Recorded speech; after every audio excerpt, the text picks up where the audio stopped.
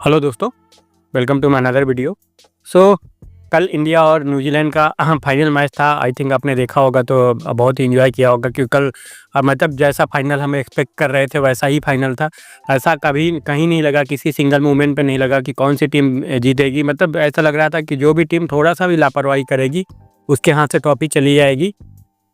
और दोनों टीमों ने अच्छा एफर्ट किया। आप न्यूजीलैंड को देखोगे तो न्यूजीलैंड ने भी बैटिंग भी अच्छी की, और बैटिंग में कुछ उन्होंने मिस्टेक किया जिसकी वजह से जो टारगेट था वो 251 का टारगेट उन्होंने दिया। देन उसके बाद जब इंडिया बैटिंग करने आई तो इंडिया ने भी अच्छी शुरुआत की जैसे न्यूजीलैंड ने शुरुआत की। फिर उसके बाद इंडिया ने भी थोड़ा सा बीच में मिस्टेक किया, एंड देन उसके बाद फिर जो मतलब मैच का जो फिनिशिंग पॉइंट था और हमने जो फिनिश किया जिस स्टाइल में उसका मतलब ये बोलो कि उसी का एडवांटेज मिला और उसी का फ़ायदा मिला कि हम ये चैंपियन ट्रॉफी जीत पाए।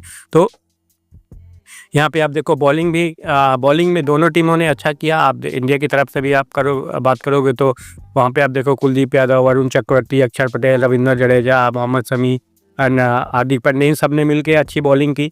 एंड उसके बाद जब न्यूजीलैंड बॉलिंग करने आई तो न्यूजीलैंड ने भी अच्छी बॉलिंग की। न्यूजीलैंड ने भी अपनी तरफ से अच्छा एफर्ट किया, बट ये है कि न्यूजीलैंड में थोड़ा सा एक चीज़ में थोड़ा सा उनको डिसएडवांटेज था, क्योंकि उनके पास सिर्फ दो ही स्पिनर थे जो क्वालिटी स्पिनर थे। अगर आप बात करो मिचेल ब्रैसवेल एंड देन उसके बाद मिचेल सैटनर, एंड देन उसके बाद उनके पास भी स्पिनर थे, वो पार्ट टाइम स्पिनर थे। अगर आप बात करो तो ग्लेन फिलिप्स की बात करो, एंड उसके बाद एक और था ग्लेन फिलिप्स एंड रविंद्र चिंद्रा। सो ये दोनों जो थे पार्ट टाइम स्पिनर हैं, बट इन्होंने भी अच्छी बॉलिंग की, उतनी ख़राब बॉलिंग नहीं की, क्योंकि 251 का जो टारगेट था वो जाके हम 49 ओवर में उसको अचीव कर पाए। तो जो एक आप बोल सकते हो कि हमारी टीम का जो है टेम्पो सेट है, हमारी टीम मतलब विकेट भी गिरती है तो जब एक तरफ से कोई बैट्समैन टिक जाता है ना तो उसके बैट से रन आते हैं और थोड़ा सा फास्ट रन आते हैं, उसी का एडवांटेज हमें मिला।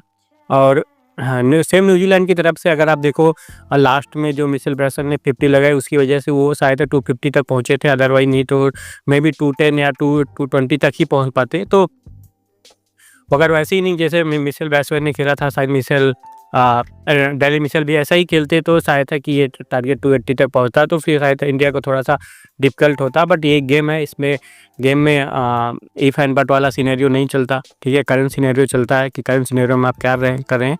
बट अगेन से इंडिया टीम को बधाई, and special Rohit and Virat Kohli को, क्योंकि ऐसा लग रहा था कि शायद ये दोनों का ये लास्ट वनडे होगा, देन उसके बाद चले जाएंगे। बट रोहित शर्मा ने स्पेसिफिक बोल दिया कि वो अभी संन्यास नहीं लेंगे वनडे फॉर्मेट से, और टेस्ट फॉर्मेट से वो अभी 1 या 2 साल या 3 साल तक खींचेंगे। देन उसके बाद, क्योंकि अगर बात करो तो अभी हमारे पास एक्सपीरियंस की बात करते हैं तो एक्सपीरियंस में यही 2 प्लेयर एक्सपीरियंस है।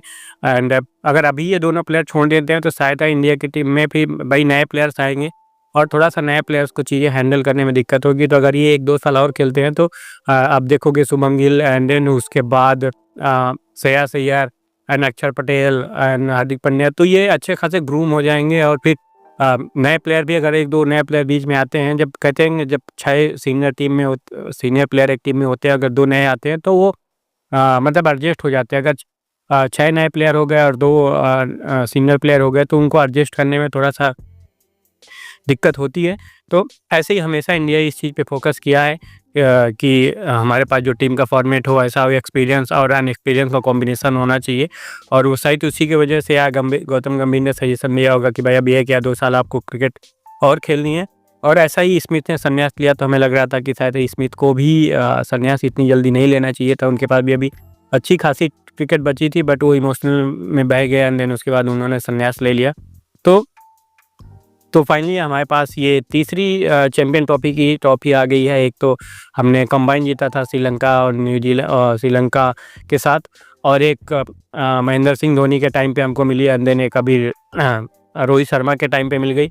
तो हमारे लिए 2024 और 2025 अगर आप बात करो जो ICC के इवेंट्स है उसमें हमने पिछले साल T20 वर्ल्ड कप जीता है, इस साल चैंपियन ट्रॉफी जीता। तो अगर आप बात करते हैं जो हमारे पड़ोसी मुल्क हैं वहाँ पे और भी बहुत सारे हैं। अगर आप बात करो तो सीनियर प्लेयर हैं, उनको पेट में दर्द हो रहा है कि इंडिया को एडवांटेज मिला सेम ग्राउंड पे, ये सारी चीज़ें।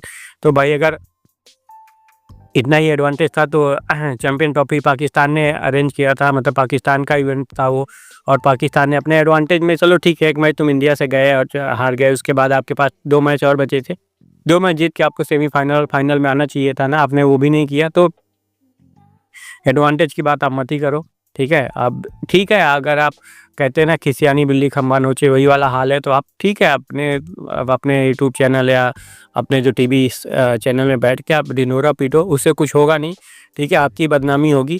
क्योंकि अगर इतना ही एडवांटेज होता तो आप भी एडवांटेज उठा लेते, और क्योंकि आपने अगर आप देखो तो बांग्लादेश से तो मैच हुआ नहीं, डेफिनेटली वो मैच आप हार जाते, एंड देन उसके बाद आपने न्यूजीलैंड ने आपको एक मैच हरा दिया, ठीक है। तो आपके पास चांसेस थे, आपने सारे चांसेस गंवा दिए, ठीक है।